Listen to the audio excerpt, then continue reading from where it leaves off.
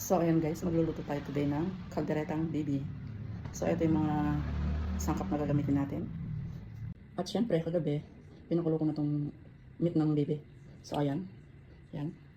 Gigisa ko na siya. So, ayan. Meron akong carrots at patatas. 2 tomato sauce. Isang reno na maliit. Tsaka ang ating bawang sibuyas. Gigisa ko na siya. Naglalagay na tayo ng langis.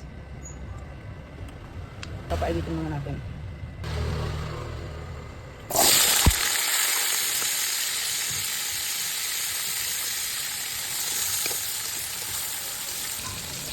At syempre, kapag ito yung ating carrots at patatas, set aside muna natin.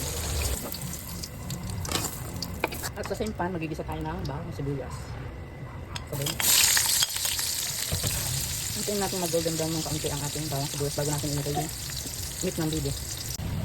Kaya niyang halo natin yung ating kanin ng bibi.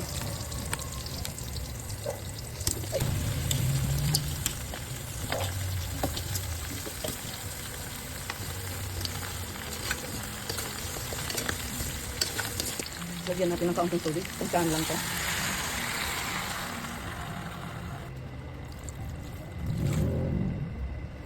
Takpan natin at pakuluan. Check natin kung kumukulo na. Sana kumukulo na.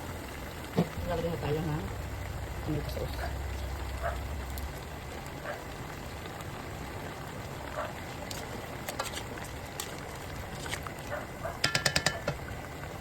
Pwede din tayo ng ginasamix.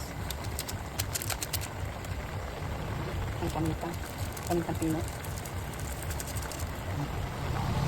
At inyakos-nyakos na natin.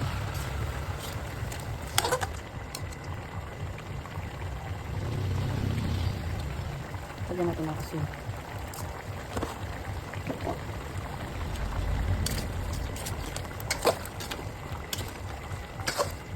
So nakukulangan ako sa tomato sauce na patagalan ko pa ng isa. Kasi dalawang bibi. Bali dalawang bibi ka na malaki.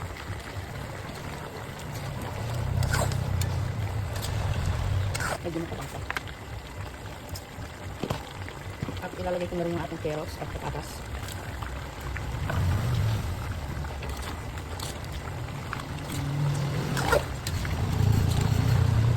At ang pinaka-last na ingredients, lalagyan na natin ang ating reno. Ang magpapalapot sa ating sabaw.